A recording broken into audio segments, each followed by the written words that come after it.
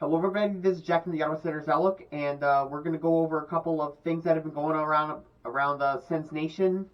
And opening night is around a week away, a little over, so we'll have a couple things going on from there. But we're going to go over a couple of topics that have circled around the Senators over the last couple of days. This is not a taking notes episode, just a couple quick stories and my quick reactions on them.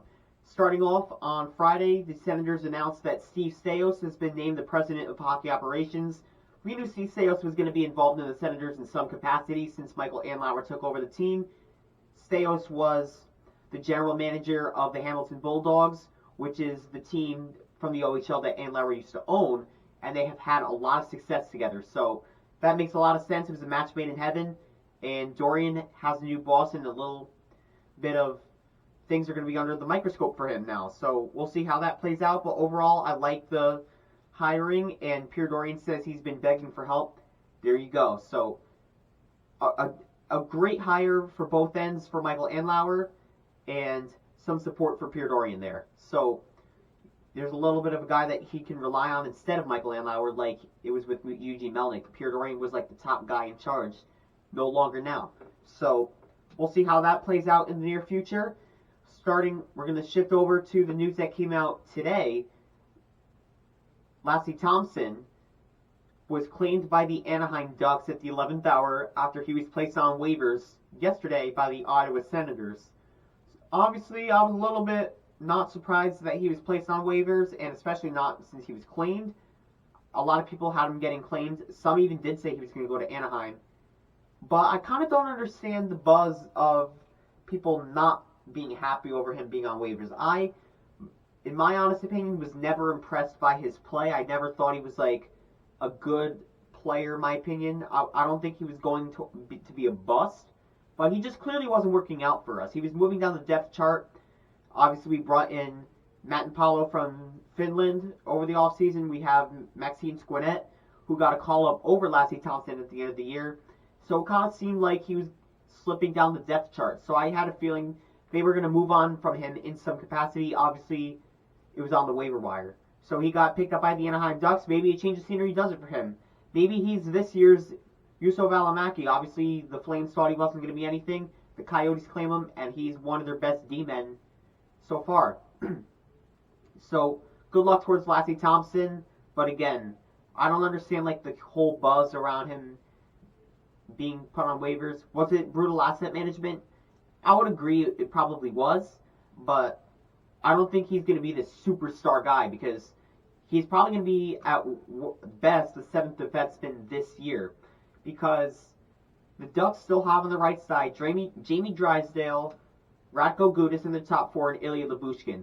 Maybe Lassie Thompson gets that at the end of the year if Lyubushkin gets traded at the trade deadline, or if he just walks in free agency next year. So Lassie Thompson could be an NHLer in Anaheim in the near future, as early as post-trade deadline, maybe as late as next season if Lyubushkin doesn't re-sign. And going towards the news that happened yesterday, Shane Pinto's contract negotiations have a bit of a gap still. The gap is widened apparently because Shane Pinto rejected an offer of $1 million for one season. And listen, I'm not going to blame Shane Pinto for that. I think it's a little bit of a disgrace that they offered that. They were trying to see if they could sign him without moving anybody, but obviously, as most of us suspected, they're going to have to move somebody. And like I said, I've went over it multiple times. If you want to go back and see who I think they should move, you just go back on a couple of my previous videos. But again, I would not blame Shane Pinto for this contract offer. The Sens were trying to see if they could get him without moving anybody. Obviously, it didn't work. So they're going to have to move somebody. He wants around 2 years at $2.5 million. Is he going to get that? I'm not sure. He might have to Kevin LeBanc it from San Jose. Probably take a discount for a year and then maybe get paid afterwards. Just because that's the only way I see it. There's just no cap space for him. And you can move somebody. And if you don't want to go back, I'll just say right now. Let's say you move Eric Brandstrom. There's just not going to be enough cap room if you bring up Tyler Clevens. So, again, he might have to bite the bullet for one season and probably take a discount and get paid afterwards. That's the only way I see it, and it makes sense for both sides.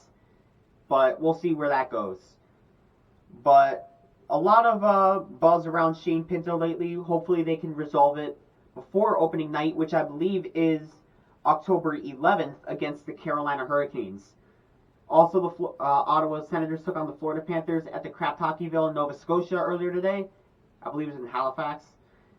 The Senators got a win 4-2. Yuri Smekel looks really good. Looks like an NHL player.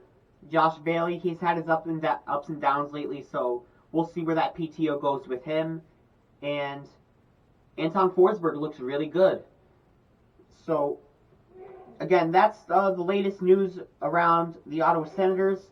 We hope you enjoyed. Like and subscribe. This is Jack from the Ottawa Senators Outlook, and go Sens go.